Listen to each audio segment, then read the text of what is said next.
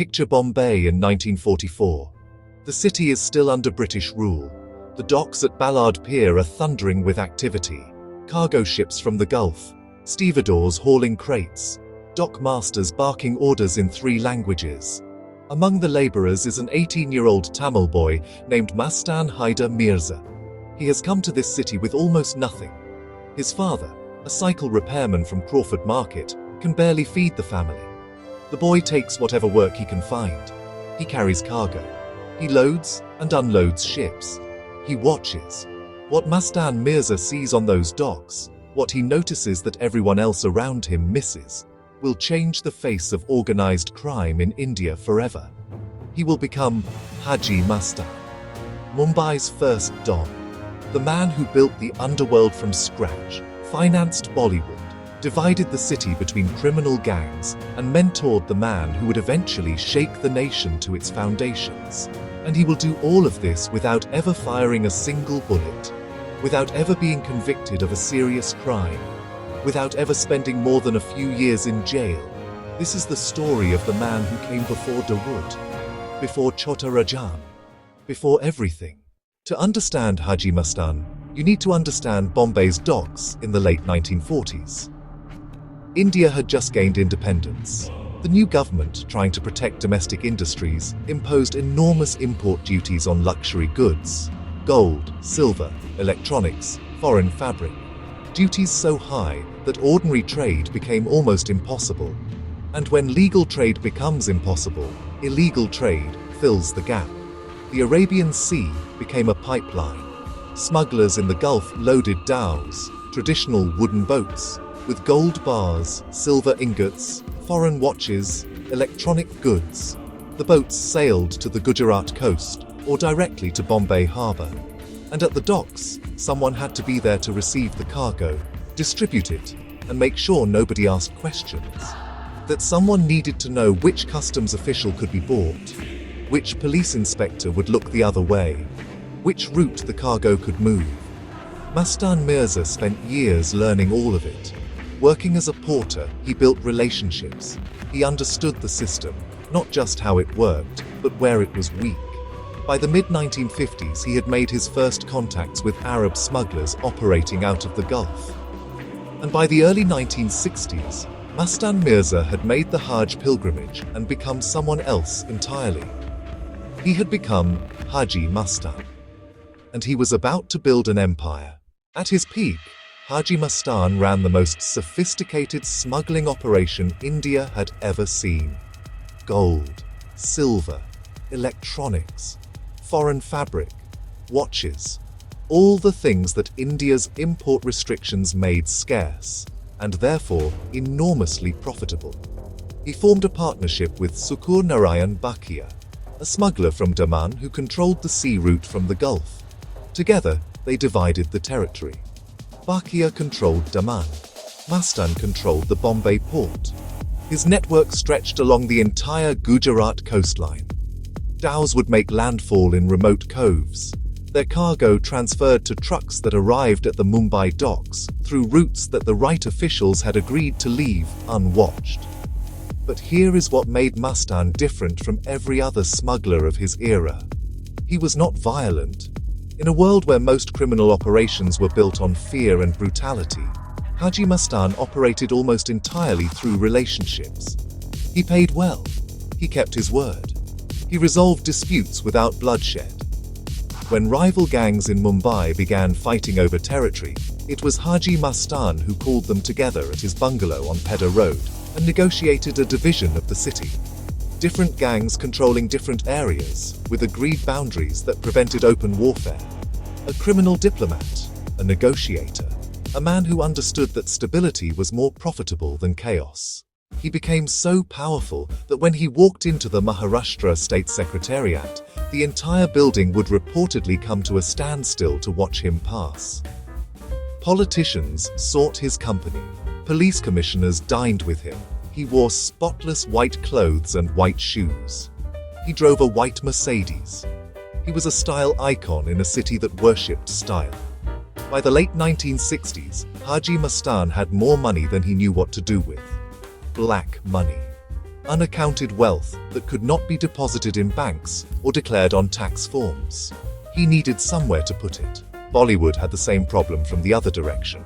The Indian film industry in the 1960s and 70s was chronically underfunded. Film producers needed capital, and they were not always particular about where it came from. Haji Mastan walked into this gap.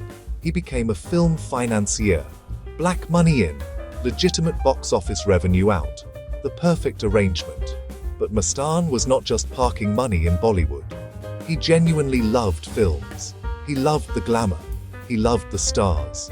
He wanted to be part of that world. He developed relationships with the biggest names of the era. Raj Kapoor, Dilip Kumar, Sanjeev Kumar, Feroz Khan. He became a producer himself, funding films, attending premieres, hosting parties at his Pedder Road bungalow that became some of the most coveted invitations in Bombay. He was in love with Madhubala, the most beautiful actress of her generation. He reportedly wanted to marry her. When that proved impossible, he married Sona, an actress who bore a striking resemblance to Madhubala. He funded films specifically to launch her career. He bought her a bungalow in Juhu near Devanand's home, a don who financed love stories, a criminal who wanted desperately to be part of the world that celebrated them. The 1975 film, Diwar, where Amitabh Bachchan plays a dockworker turned smuggler, was partially inspired by Mastan's story. The 2010 film, Once Upon a Time in Mumbai, went even further, with Ajay Devgan playing a character directly based on him. India made him a movie hero, while he was still alive. Now here is the part of the Haji Mastan story that makes everything else matter. He was a teacher as well as a don. A generation of young men who would define Mumbai's criminal underworld in the 1980s and 1990s learned their trade from the network Haji Mastan built. Among them, a young man from Dongri named Dawood Ibrahim. Dawood was everything Mastan was not. Where Mastan was diplomatic, Dawood was ruthless. Where Mastan avoided violence, Dawood used it as a primary tool. Where Mastan saw the underworld as a business, Dawood saw it as a war.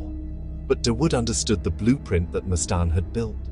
The docks, the Gulf connections, the police relationships, the political protection, the Bollywood financing.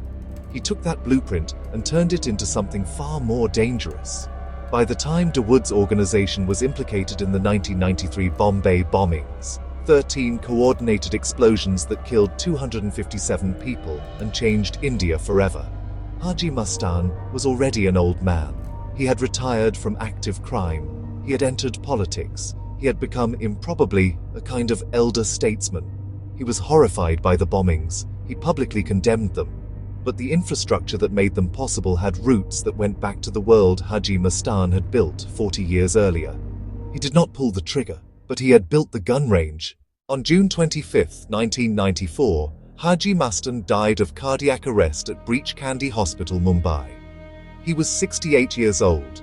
He died in the same city where he had arrived as a poor Tamil boy 70 years earlier, with nothing but ambition and an eye for opportunity. He was never convicted of a major crime. His smuggling empire was never officially proven in a court of law. He went to jail only once, during the emergency, not for smuggling, but for his political opposition to Indira Gandhi's authoritarian rule. 20 years of running India's most sophisticated smuggling operation. Hundreds of crores of illegal wealth. A network of corrupt officials, police officers, and politicians that stretched across the country. And the legal system never once successfully prosecuted him for any of it. Not because he was innocent, but because the system that was supposed to catch him was the same system he had been paying for decades.